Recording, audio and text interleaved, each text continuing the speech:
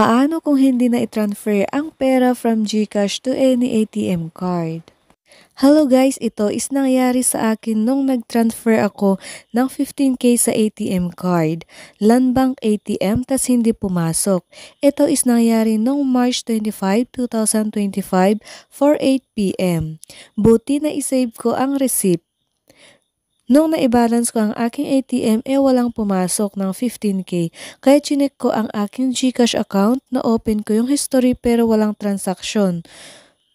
Tas naibawas ang 15K sa aking GCash balance. So ang ginawa ko, eto guys, pumunta ako sa help center ni GCash, tas chinat ko si Gigi. Hindi ko na-screenshot yung whole conversation namin, so ang i-share ko is yung ginawa ko. First, nagtanong si Gigi kung anong concern, tas sinabi ko na nag-transfer ako ng money from GCash to Landbank ATM card, tas hindi pumasok sa ATM card. Then, ini-attach ko ang receipt na patunay na nag-transfer ako. Kinabukasan, nag-reply through SMS si GCash na, "You may have experienced issues with your bank transfer on March 25, 2025.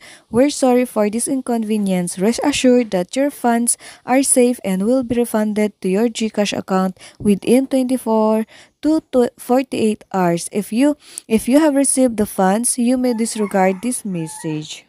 Same day, March 26, ng 6:51 p.m, nakita ko ang email ko from GCash na, "Hello, we have successfully adjusted the amount from your March 25, 2025 bank transfer transaction to your GCash wallet on March 26, 2025. Kindly check your GCash wallet balance to confirm. Thank you for your patience." Tas, nung chinek ko ang aking GCash account, meron na.